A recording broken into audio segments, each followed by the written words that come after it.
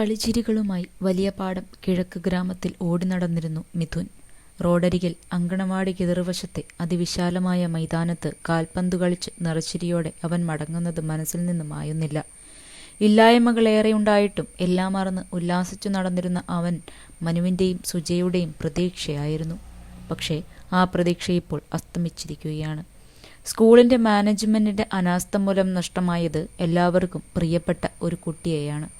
നന്നായി ചിത്രം വരയ്ക്കുമായിരുന്ന മിഥുൻ്റെ വീടിന് ചുവരിൽ വരച്ചു തുടങ്ങിയ ചിത്രം പൂർത്തിയാക്കാതെയാണ് അവൻ പോകുന്നത്. അമ്മ പോയതിനു ശേഷം മുത്തശ്ശിയായിരുന്നു അവരുടെ എല്ലാ കാര്യങ്ങളും നോക്കിയിരുന്നത്. എപ്പോഴും മിഥുൻ്റെ പിറകെ നടക്കുമായിരുന്നു അവർ. അനിയൻ സുജിനേക്കാൾ അവർ ഒരുപിടി സ്നേഹിച്ചിരുന്നത് മിഥുനെയായിരുന്നു.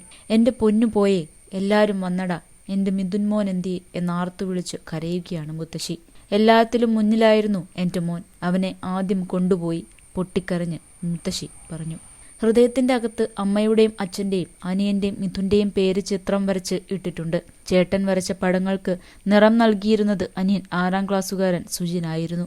ഇനി അതിന് കഴിയില്ലല്ലോ എന്ന സങ്കടത്തിലാണ് സുജിൻ. ചേട്ടന് കിട്ടിയ സമ്മാനങ്ങൾ ചൂണ്ടിക്കാട്ടിക്കൊണ്ടാണ് സജിൻ കരയുന്നത്. കണ്ടു നിൽക്കുന്നവർക്ക് ഒന്ന് ആശ്വസിപ്പിക്കാൻ പോലും സാധിക്കുന്നില്ല. വിവരമറിഞ്ഞ് നിരവധി ആളുകളാണ് മിഥുൻ്റെ വീട്ടിലേക്ക് എത്തുന്നത്. കുവൈറ്റിൽ നിന്നും അമ്മ സുജയും എത്തിയിട്ടുണ്ട്. വീട്ടിലെ പൊതുദർശനത്തിന് ശേഷം വീട്ടുവളപ്പിൽ വൈകിട്ട് 5-നാണ് മിഥുൻ്റെ സംസ്കാരം.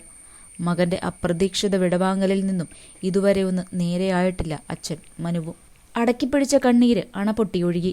വേദനയിലലിഞ്ഞ് നെടുമ്പാശ്ശേരി വിമാനത്താവളം. ഇളയക്കുട്ടി സുജിനെ കൂട്ടിപ്പിടിച്ച് പൊട്ടിക്കരഞ്ഞ് സുജ വിമാനത്താവളത്തിന് പുറത്തെത്തിയത്. ആശ്വസിപ്പിക്കാനാകാതെ കൂടെ നിന്നവരും തേങ്ങി. സഹോദരിയുടെ തോളിൽ തൂങ്ങി കാറിലേക്ക് കയറുമ്പോൾ ആ അമ്മ തന്റെ കുഞ്ഞിനെ വിളിച്ച് തേങ്ങുകയായിരുന്നു. തിരിച്ചുവരവിൽ സന്തോഷത്തോടെ വിമാനമിറങ്ങി മക്കളെ കെട്ടിപ്പിടിച്ച് മുത്തം നൽകേണ്ടിയിരുന്ന അമ്മ തകർന്ന മനസ്സുമായാണ് നാട്ടിലേക്ക് എത്തിയിരിക്കുന്നത്. ഓടിച്ചെന്ന് കെട്ടിപ്പിടിച്ച് ആശ്ലേഷിക്കാൻ മിഥുനില്ല.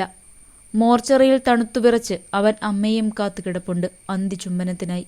കഷ്ടപ്പാടു തീർക്കാൻ കുവൈത്തിലേക്ക് വിമാനം കയറുമ്പോൾ ആ അമ്മയുടെ പ്രതീക്ഷ തൻ്റെ മക്കളിലായിരുന്നു. അമ്മയും അച്ഛനും അനുജനും ചേർന്നുള്ള കുഞ്ഞു കുടുംബം. സ്നേഹം തൊടിക്കുന്ന അക്ഷരങ്ങളാൽ പൊട്ടിപ്പൊളിഞ്ഞ ചുവരിൽ കുറിച്ചിട്ടുണ്ട്. പാതി വരച്ച ചിത്രങ്ങൾക്ക് നിറം പകരാൻ ഇനി അവൻ വരില്ല.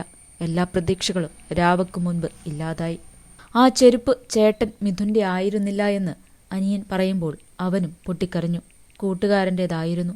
തട്ടിക്കളിച്ചപ്പോൾ മേൽക്കൂരയിൽ വീണതാണ്. കൂട്ടുകാരൻ എടുക്കേണ്ട എന്ന് പറഞ്ഞതാണ്. പക്ഷേ അവർ പോയി. അപ്പോഴാണ് മിഥുൻ്റെ അനിയന് പറഞ്ഞു വന്നത് മുഴുവിപ്പിക്കാനായില്ല. ഇടയിലവൻ പൊട്ടിക്കരഞ്ഞുപോയി. പട്ടാളക്കാരനാകാനായിരുന്നു മിഥുൻ്റെ മോഹം. അതിനായിട്ടാണ് NCC യൂണിറ്റുള്ള സ്കൂളിലേക്ക് മാറിയത്. പക്ഷേ അത് ഇങ്ങനെയൊരു ദുരന്തത്തിലേക്ക് മാറുമെന്ന് ആരും വിചാരിച്ചില്ല. ഇനി തൻ്റെ ചേട്ടനില്ല എന്ന സങ്കടത്തിലാണ് കുഞ്ഞനുജൻ. അമ്മയില്ലാത്തപ്പോൾ എല്ലാം നോക്കിയിരുന്നത് ചേട്ടനായിരുന്നു. അവൻ്റെ പഠനത്തിലും ഒപ്പം കളിക്കാനുമെല്ലാം ചേട്ടനൊപ്പമുണ്ടായിരുന്നു. ഒരിക്കൽ പോലും ഒന്നിൻ്റെ പേരിലും മിഥുൻ തൻ്റെ കുഞ്ഞനുജനെ സങ്കടപ്പെടുത്തിയിട്ടില്ല. അമ്മുമ്മയുടെ മടിയിൽ പൊഴിക്കാനൊരു കണ്ണീർ പോലുമില്ലാതെ നിർവികാരനായിരിക്കുകയാണ് സുജിൻ. അവനിനി ചേട്ടനെ കാണാൻ കഴിയില്ലല്ലോ എന്ന സങ്കടത്തിലാണ് അനിയൻ സുജിനും. അയൽപ്പക്കത്തുള്ളവർക്കും മിഥുനെപ്പറ്റി നല്ലതേ പറയാനുള്ളൂ. ഫുട്ബോൾ, വോളിബോൾ കളികളിൽ കേമനായിരുന്നു. ചിത്രവും വരയ്ക്കും. പഠനത്തിലും മുന്നിലായിരുന്നു അവൻ.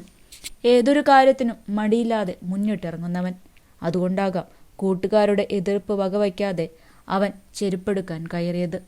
വീട്ടിലെ സാമ്പത്തിക ബുദ്ധിമുട്ടിനെ തുടർന്ന് അമ്മ വിദേശത്തേക്ക് പോയപ്പോഴും അവൻ അനിയനെ ചേർത്തു പിടിച്ചു. അടുത്ത് താമസിക്കുന്ന അമ്മൂമ്മയുടെ വീട്ടിലായിരുന്നു ഭക്ഷണവും താമസവും.